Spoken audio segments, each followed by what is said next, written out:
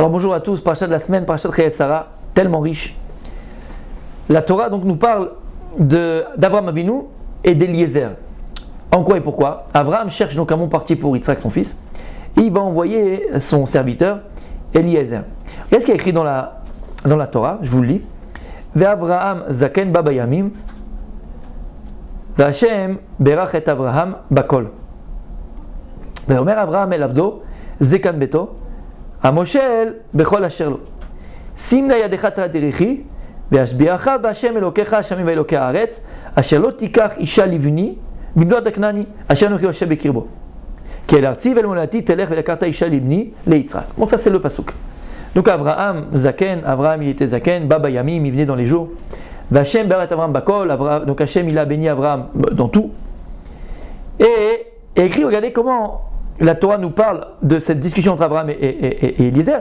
Il va dire El Avdo, Zekan Beto, Amoshel Bechol Asherlo. Comment il appelait Eliezer? Amoshel Bechol Asherlo. Celui qui avait le pouvoir sur tout. Donc c'était plus que son intendant. Avraham, il avait passé le pouvoir comme un premier ministre, à son premier ministre, à Eliezer. Et Eliezer, il a écrit Amoshel Zekan Beto, Amoshel Bechol Asherlo. Donc il était Moshel sur tout. Chachamim nous dit c'est quoi Moshel Bechol Asherlo? Pshat, il avait donc le pouvoir sur toute la maison d'Avraham, il essayait de comment le bon déroulement des choses, du business, des achats, de toutes les affaires d'Avraham. Ça c'est le Pshat. Disent les Chachamim, c'est quoi Moshel Bechol Asherlo? Ils disent les Chachamim chez Moshel Betorat Rabo. C'est que il avait le pouvoir entre guillemets sur la Torah de son maître. Donc ici on ne parle plus au niveau simplement matériel, mais surtout au niveau spirituel. Amoshel Bechol Asherlo, c'est qu'Avraham Avinu, il avait un élève. Et l'élève de prédilection d'Avraham, c'était Eliezer.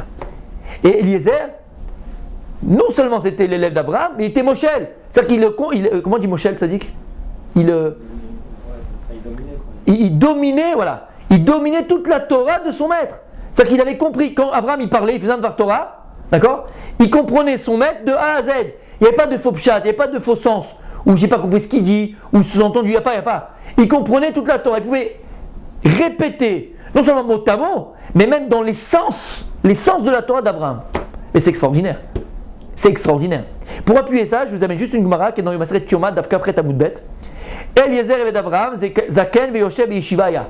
Zaken be'Chochma, il était Chacham, et il s'asseyait, la Gemara nous dit, à la Yeshiva avec Abraham. Chez Nehemar, parce qu'on ramène le pasuk de la Torah. À Moshel Bechol Asherlo. Amar Rabbi Elazar. Chez Moshel Betorat Rabo, ce qu'on a dit, il dominait entièrement la Torah de son maître. Houda Mesek Eliezer. Amar Rabbi Elazar. Chez Dole ou Mashke Mitorato Shel Rabo Lacherim. C'est qu'il puisait et qu'il donnait à boire de la Torah de son maître aux autres. Donc il ressemblait à Avraham Avinu, trait pour trait, non seulement dans la Torah de son maître, il la maîtrisait, il maîtrisait entièrement la Torah de son maître, mais en plus, il ressemblait dans la façon d'être et de vivre cette Torah comme Abraham. Parce qu'Abraham, on le sait, à l'inverse de Noach, Noach ne s'est pas occupé de sa génération, Abraham, il enseignait la Torah à tout le monde.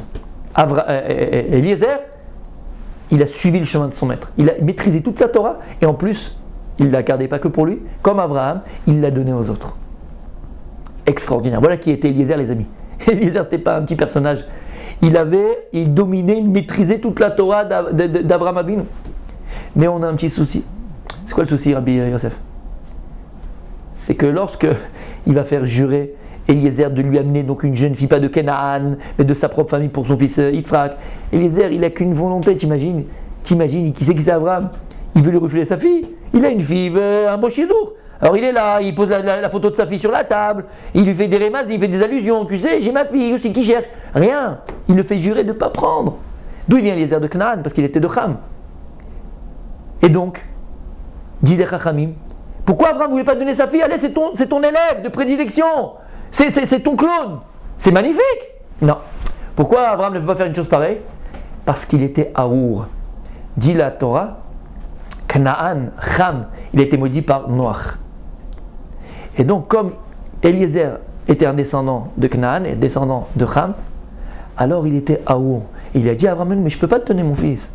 Un Baruch quelqu'un qui est béni, il ne veut pas s'attacher à quelqu'un qui est maudit. On parle d'Abraham qui était cool au chesed. Comme ça, il lui répond. C'est dur. Mais c'est dur de dire une chose pareille. Ton élève, tu as de la Torah Kula. Mais il dit c'est deux choses différentes. Quel rapport? Quel rapport? Tu peux être un super type. Dans la Torah, tu peux avoir une grande Torah, tu peux mettre mon élève de prédilection qui connaît toute la Torah Kula. Aval, il y a un fait qui est que, techniquement, la Torah m'interdit de le faire. Donc, tu peux être le plus puissant du monde, mais tu peux pas. Atalo Yachol, tu peux pas. La Torah, elle me dit, je peux pas. T'es Arour, je suis Barour. Je suis béni, t'es maudit. Mais Atarotset, tu peux pas. Maintenant, regarde, on est les plus proches du monde et les meilleurs amis du monde. Aval, tu peux pas. Un mamzer, il viendrait. Il dit, je veux me marier avec une Israël. Atalo Yachol. C'est pas qu'on t'aime pas. C'est pas qu'on te rejette. C'est que la Torah dit, tu peux pas. Il y a un problème. Maintenant, tu peux être un mamzer plus grand qu'un Kohen. Amaharetz. Tu peux être un mamzer Tamid Racham plus grand qu'un Kohen. C'est possible ça, au niveau Torah. Mais au niveau halakhique, Atalo Yachol. On peut pas changer le monde pour toi. On a essayé de changer les halachot un jour. Hein? Il y a 2000 ans, avec un acrobate. Il a voulu adapter toute la Torah, même pour les nations. Donc on peut manger du porc, on peut faire. Il n'y a plus Shabbat, il n'y a plus rien, on fait le dimanche, il n'y a plus de problème. Tu peux faire ça si ça t'intéresse, tu peux le faire. Mais on ne peut pas. Abraham, Avinu. Non, t'es un super type, encore une fois, t'es mon élève. Écoutez bien, c'est extraordinaire. Aïe, aïe, aïe, aïe, aïe. Il y a écrit dans la paracha.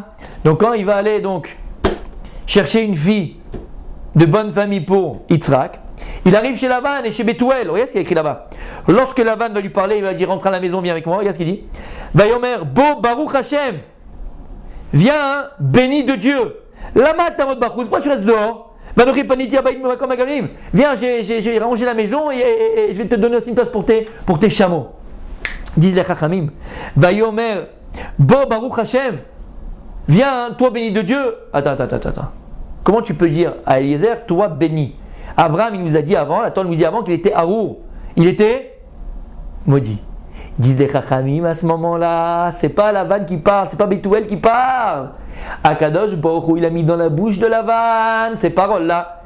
Et il vient annoncer à Eliezer, jusqu'à présent tu étais Arour, jusqu'à présent tu étais entre guillemets maudit. Arshav, Baruch Hashem. Maintenant tu es Baruch. Maintenant tu es béni. Comment c'est possible? Eliezer, il a réussi à se sortir du klal Arour, de cette généralité qui était maudit, et à se transformer en Baruch. Comment il a fait Eliezer? Comment tu as pu faire une chose pareille? Tu es sorti de Arour à Baruch. D'où tu vois? Baruch Hashem, il a écrit. Ah, écoutez bien. Eliezer, la Torah nous précise qui il était. Shemoshel Betorat Rabo. Il avait le dominé, il maîtrisait la Torah de son maître. Disent les Chachamim, Lavan, il s'est trompé quand c'était Abraham. Pourquoi? Disent les Chachamim que le visage d'Eliezer ressemblait au visage d'Abraham. Tellement qu'il était proche de son maître, il a même, entre guillemets, Abraham déteint sur son physique. Eliezer, il avait l'apparence physique d'Abraham. C'est pour ça que Lavan, il lui dit ça, lui, dans le Pshat. Parce qu'il pense que c'est Abraham. Rentre à la maison, Baruch Hashem, il pense que c'est le Pshat. Chachamim dévoile, non. En fait, bien sûr que c'est Eliezer. Mais en fait, Akadosh Baruch Hu, il veut dire à Eliezer, à ta Baruch Hashem. Maintenant, t'es béni maintenant. Eliezer, tu as réussi à te sortir du harou, de la malédiction, et rentrer dans la bénédiction. Et là, tout le monde, je pense, désire lui demander, Eliezer, comment tu as fait? Comment je peux sortir de... Quand on parle de harou et de baruch, et comprenez bien, harou c'est ce qui est négatif, c'est la panade, c'est le rocher, c'est l'obscurité, c'est quand ça va pas, c'est quand ça va mal. Baruch, c'est quand c'est la bracha, quand c'est la tzlacha, quand c'est la réussite, quand tout va bien. Comment je peux me sortir d'une galère? Comment je peux me sortir d'un galgal, de la roue infernale, où c'est galère après galère? Comment je peux sortir de cette roue maléfique? Vous savez comment? Lorsque Dieu a créé le monde, toutes les lettres de la Torah, Esrim ve'Shtaim Otiyot sont venues devant Kadosh Baruch Hu. Et chacune, elle a demandé à Hachem, que le monde soit créé par moi. La lettre Aleph, elle est venue devant Kadosh Baruch Hu. Et elle a dit, je suis la première lettre de la Torah, que la Torah, qu'elle soit écrite, commence par moi, par le Aleph.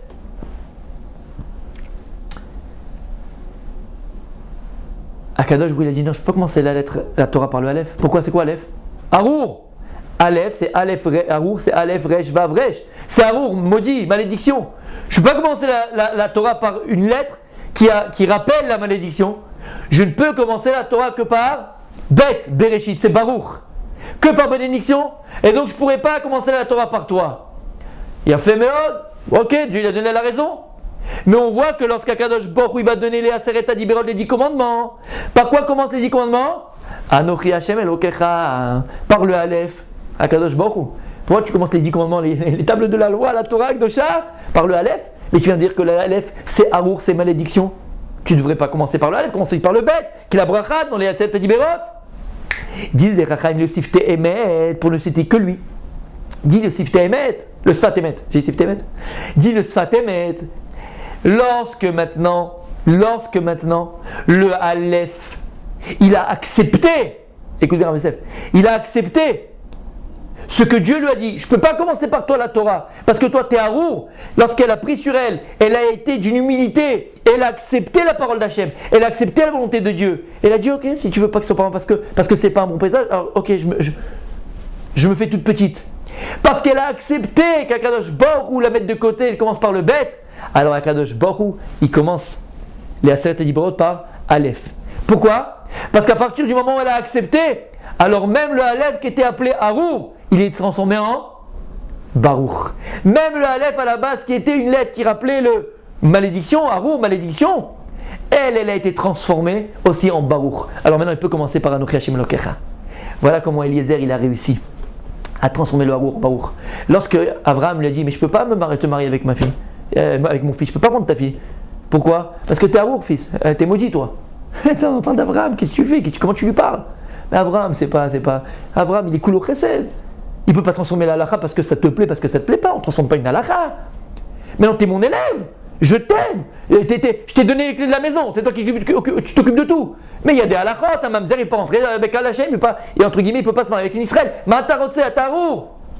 Abraham, qui est cool au chesed, il a pas fait ça mitzvah d'adjin pour l'embêter, pour lui faire du mal.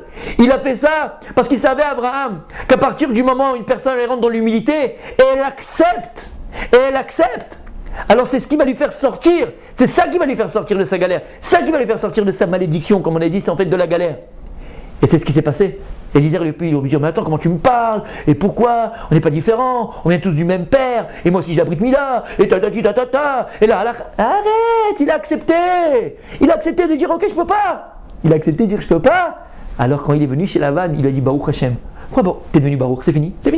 Oublie, t'es Baruch.